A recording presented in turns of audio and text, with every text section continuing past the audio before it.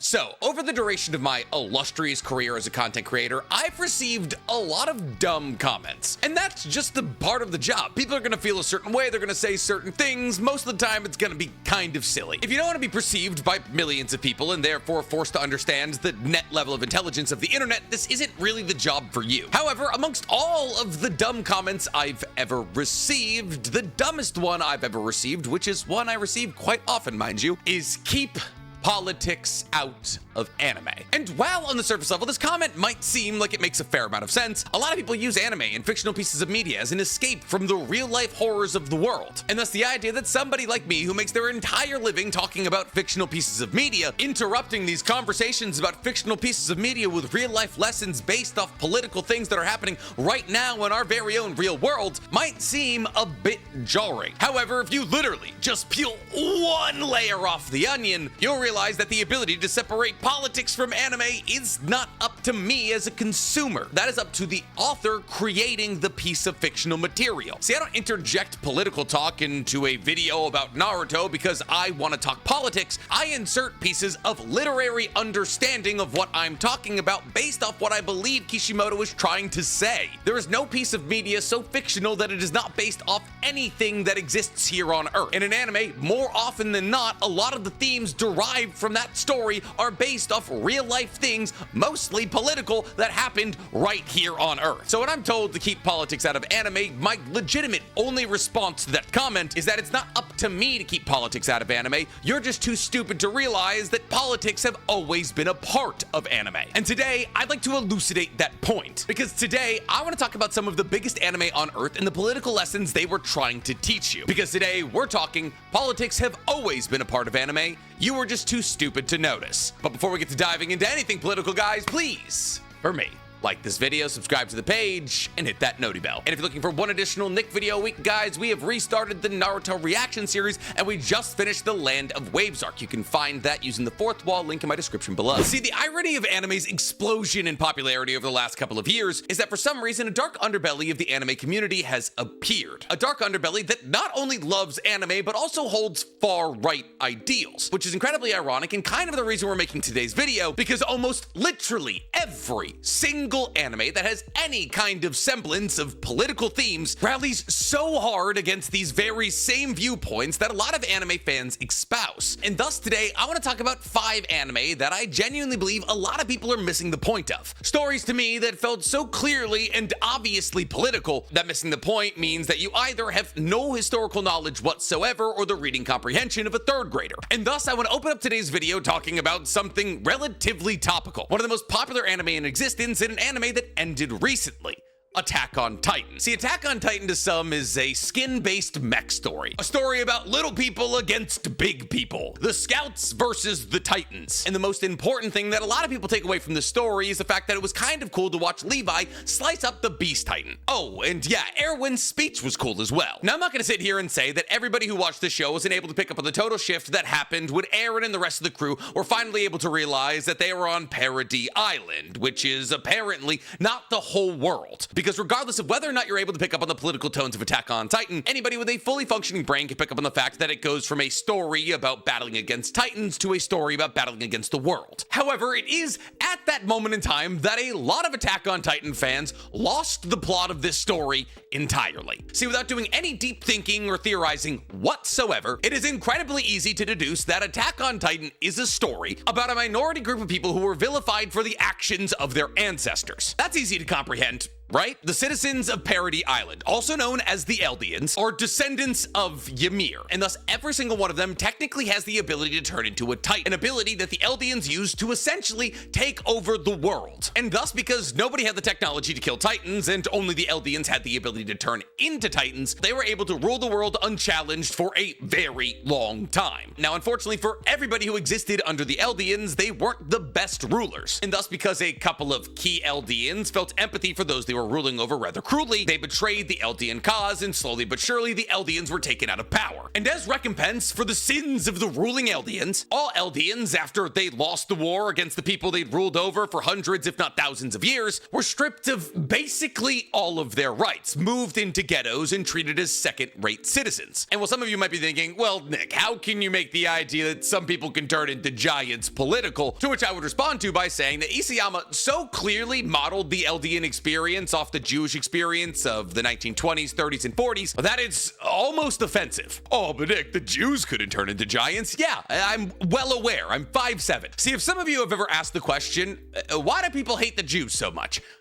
It's a complicated question, but it really boils down to three big reasons. One, Christians historically not that chill, and historically even less chill when you tell them you don't believe in their savior. Two, technically Jews never had a home country, a place to call their own. They were nomadic for thousands of years, and people didn't like nomads. They still don't. Go ask 95% of European people how they feel about the Romani. And three, and this was a big one in the early 1900s, the Bible, yes, like the Christian Catholic Bible, states that you are not able to charge interest on a loan. Deuteronomy 23:19-20 explicitly forbade charging interest on loans. Specifically, and I'm gonna read it here, you shall not charge interest on loans to your brother, interest on money, interest on food, interest on anything that is lent for interest. People who believed in the Bible, be they Christians or Catholics, weren't able to get into this new hot and ridiculously profitable idea of banking. And thus, you know who did get into banking?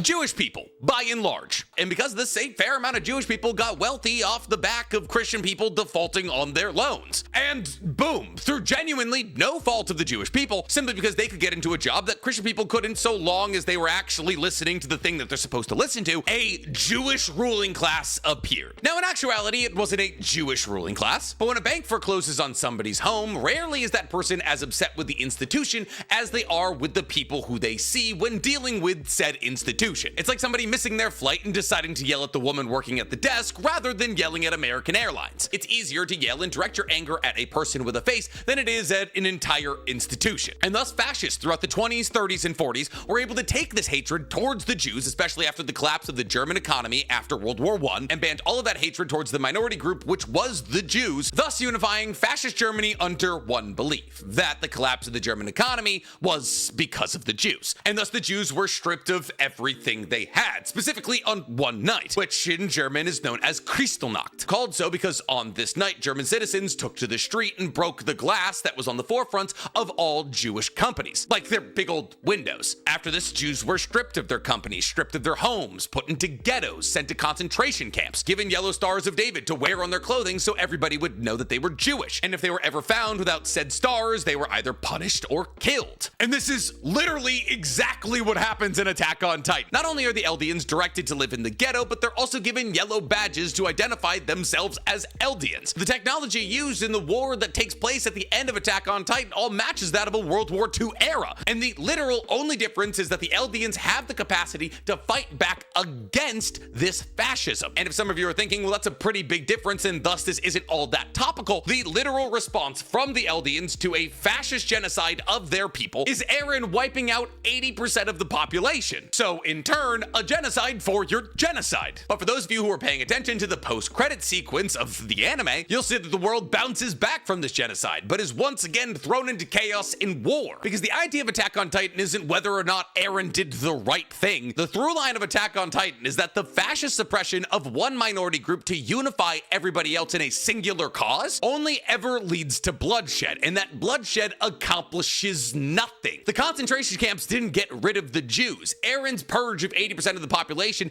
didn't get rid of all of Eldia's enemies. Time and time again, even though it's been proving that pointing all of your hatred towards one entity is the best way to unify people, the unity achieved through that hatred never accomplishes anything. And if you're thinking to yourself, oh, well, Nick, that's a lesson from 80 years ago, no, it's really not. It's a lesson as pertinent today as it was when my grandmother was fleeing Austria. If you ever find yourself listening to something and it feels like for some reason these people keep picking on one relatively small group of people and they won't stop, picking at that scab, that's fascism. If they start taking people from their homes without due process because of who they are and sending them to other countries, maybe to, oh, I don't know, camps. If you can be judged, expelled, and treated as a secondary citizen based off your religion, race, or sexual orientation, how is that fundamentally different from anything that my grandmother had to flee from in the 40s? But since we're talking about fascist governments in anime, let's talk about 86, one of my favorite anime of all time. See, 86, like many other mech anime, falls into a category literally named political. However, even with the categorization of the anime being called political, a lot of people miss the point. See, 86 is a mech story, and like a lot of other mech stories, it's loosely based around the concept of Europe, but if they had big old robots. Now, this story is based in a country known as the Republic of San Magnolia, who's at war with the Geassian Empire. However, over the course of this 9-year-long war, the Republic of San Magnolia has suffered devastating losses to its autonomous robot legions. Thus, they have to develop a different kind of autonomous unit known as the Juggernaut. And these Juggernauts are supposedly, at least so far as the public understands, are controlled by somebody known as a handler. However, in actuality, these Juggernauts are not autonomous, and rather they're piloted by citizens of the 86th District of the Republic of San Magnolia. But why? Why are these people particularly put on the front lines of this mech-based battle? Well, because the citizens of the 86th District are not Alba. Now, the Alba are citizens of the Republic of San Magnolia who have blue hair and blue eyes, and thus anybody who does not have those attributes is considered a second-class citizen. And thus, when they're shoved into these juggernauts and sent to the front lines, when they die, the government of the Republic of San Magnolia states that there was no casualties from their side, not only stripping all of the people in the 86th District of their humanity, but also controlling information flow to the mass public by never reporting on their deaths. And while to some of you this may seem like a crazy anime-based concept, it 100% happens right now. See, sure, the easiest possible connection here is to say that the Alba are the Aryans, a German ideology born in the 30s and 40s by the bad Germans, that the purest kind of human was one with blonde hair and blue eyes, an Aryan. And while within the confines of Germany, those with more Aryan features would sometimes be taken out of the front lines of battles or be given higher positions, referred to as the Übermensch, it's not the most succinct comparison. Rather, if you're trying to draw ties to 86's political themes, it's actually more relevant today, here in America. 30% of enlisted women in the US military forces are black. 30%, almost a third. But why would a racial group that constitutes really only about 13% of the American population represent 30% of enlisted women in the US military? Is it because black women feel the call to the military more than any other race of woman?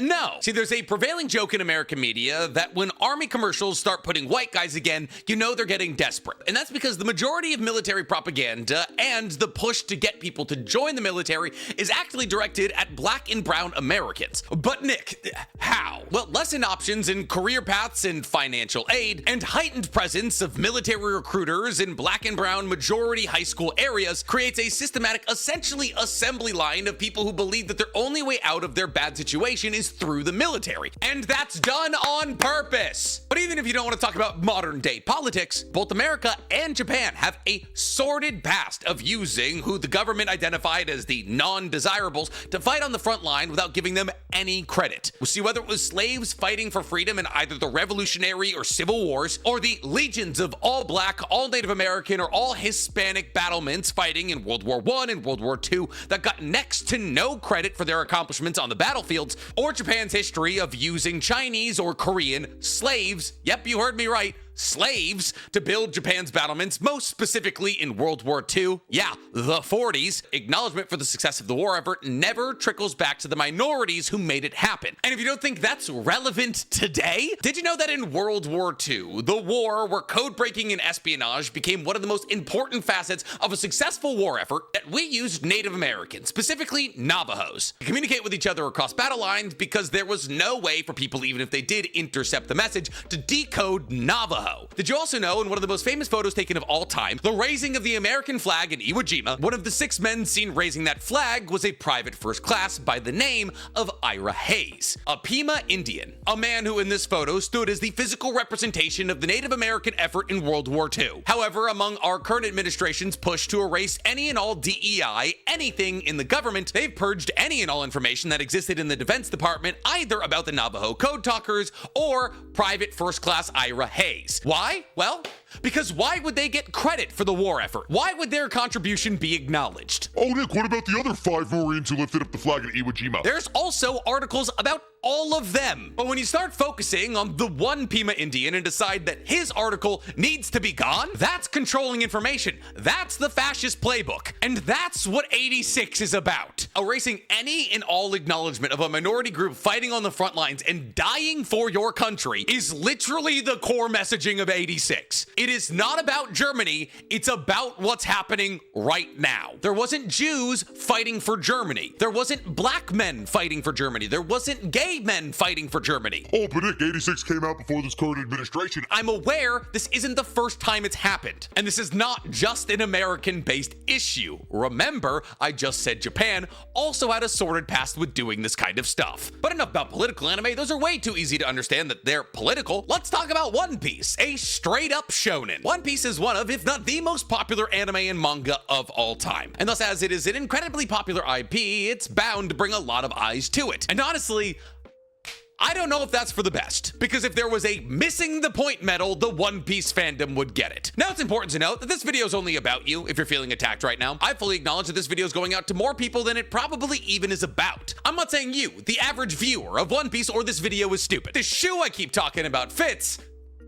Maybe consider putting it on. One Piece, to a shockingly large amount of people, is a story about pirates. And that's apparently it. And while yes, I will acknowledge the fact that One Piece is a story about pirates, that's like saying Star Wars is a story about monks. See, One Piece is a story about a boy who wants more than anything to be the freest person alive. And in order to achieve that, that boy identifies that he has to become the king of the pirates. But why would freedom be such a large talking point in the One Piece universe? I mean, Luffy appears to be free to do whatever he wants. He's free to eat as much food as he wants. He's free to make friends on a myriad of different islands, but he's still not free to do whatever he wants. See, the overarching tone of the One Piece universe is that nobody is free. And ironically, there's never been a better time to talk about this outside of maybe Robin's backstory than currently where we are in the One Piece anime right now, which is Egghead Island. See, One Piece isn't a story about pirates. It's a story about a boy rebelling against a fascist government. A government that manipulates the flow of information to its mass public. A government that's erased 100 years of history off the map and that makes it illegal to research those 100 years. A government that wiped Ohara, a peaceful land filled with scientists, doctors, and researchers,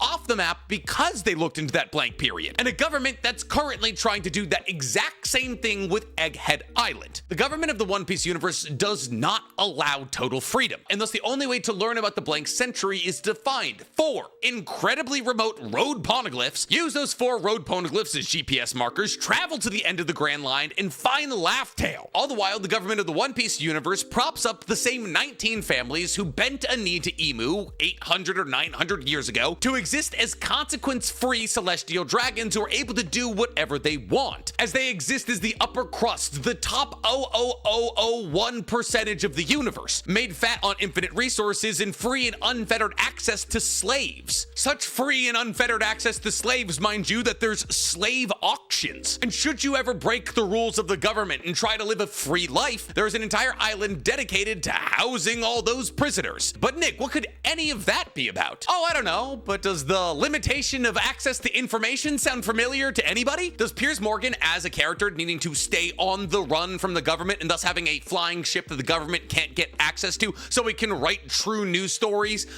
sound remotely familiar to anybody? The inability to report on specific facts under the fear that if you do report on those facts, you will be punished by the government? That very same government that doesn't seem to care about those at the bottom of the equation and instead dedicates all of its resources to propping up those at the top? No? That doesn't sound familiar to you at all? Then what about PBS and NPR getting their funding cut because they wrote and reported on stories that didn't cast the best light on our president? What about the fact that the stock market was intentionally crashed so a bunch of people in the middle class could lose their retirement funds, so our dictator, I mean president, could tell a bunch of his billionaire buddies when to reinvest, literally bragging on a hot mic that a bunch of his billionaire buddies made billions of dollars based off you losing your entire portfolio. Does that sound like the kind of government that Luffy would want to exist under? Does it sound like the kind of system that Dragon and Ivankov would want to live under? Does it sound like the kind of system that Jinbei and the Sun Pirates would want to live under? Because if some of you are thinking, well, Nick, at least there's not slaves yet, yeah, there is. Because as we send every Hispanic with a bad tattoo down to El Salvador, what do you think they're doing with those people down there? I'll tell you right now, it's not patty cake, and it's definitely not just sitting around. And if you can't understand that Luffy and the Straw Hats stand in complete and total opposition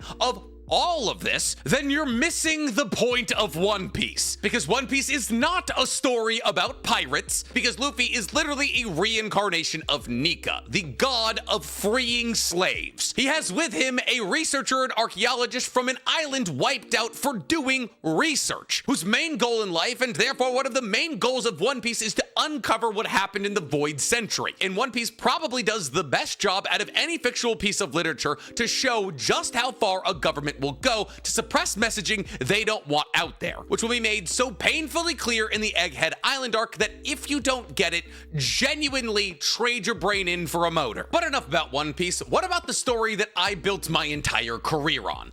Naruto. Another story that on the surface may just seem like a story about ninjas. And you know what? For a large majority of the show, it is just that. That is, of course, until the character of Danzo was introduced. See, I've been very vocal about the fact that Danzo is my favorite antagonist of all of Naruto. I believe he's the most grounded, realistic, and unique antagonist in all of Naruto. And that's because Danzo is supposed to be a representation of career politicians. A representation of what happens when lifelong politicians get their way. A narcissist who justifies all of his evil actions under the premise of the end is worth the means. And when the scale of what you're making decisions for is so wide as an entire city, nay, an entire country, a lot of means can be justified. See, whether it's Danzo massacring an entire minority group in the Uchiha to stamp out any possible dissent without ever possibly trying to have a conversation with them about their legitimate gripes, pitting the Akatsuki versus the Hidden Rain because the combined force of the two of them may one day pose a legitimate threat to the Hidden Leaf, or turning the entirety of Konoha against a child to unify their hatred in one cause, Danzo is supposed to be a representation of how far a government will go under the idea that they're doing good for their country. Whether it's overthrowing democratically voted for governments, which we have a PhD in, mind you, like Danzo did in the Hidden Rain, massacring any and all groups of minority dissenters, like the city of Philadelphia did in 1985, when they dropped a literal bomb on the house of a black liberation group by the name of Move, killing 11 people, creating a fire that destroyed 61 homes and left 250 children homeless, or using classified information to turn a hurt public against a minority group to rally them together in one cause, like Germany did in the late 30s, or like America is currently trying to do against Hispanics, trans people, or really anybody. Danzo is a physical representation of how far political scheming will go with the idea that they're doing it for good. And while I feel as though I've really hammered home my point here, Code Geass is literally about freedom fighters. But because they're Japanese and rallying against a very clearly evil government, we don't really call them what they truly are, which is basically terrorists. Now put yourself in the shoes of a country that just got taken over, like Japan, by another bigger country or an empire like Britannia, and think to yourself, I wonder what I would do in that situation. Would you follow in the footsteps of the main character of the story of Code Geass, Lelouch, and battle against this country that doesn't truly have your country's best interests in mind? They're just trying to increase the size of their empire? You probably would. Most people do. And then think to yourself, has America made any promises to try and expand its empire in the last couple of days? Oh yeah, remember when we said we were gonna take Greenland? Wonder if there's any connection there. But don't worry, we don't care about Ukraine anymore, even though it's also going through the exact same thing that happened in Code Geass. A bigger, scarier country is currently trying to take over their country, and they're fighting back against it. All in all, this video is made to say that anime has always been political, and your inability to see that does not mean it's not true. Truly engage with the pieces of media that you consume. When your English teacher told you to think about why the curtain would be blue, don't think to yourself, oh, the curtain's just blue, because guess what?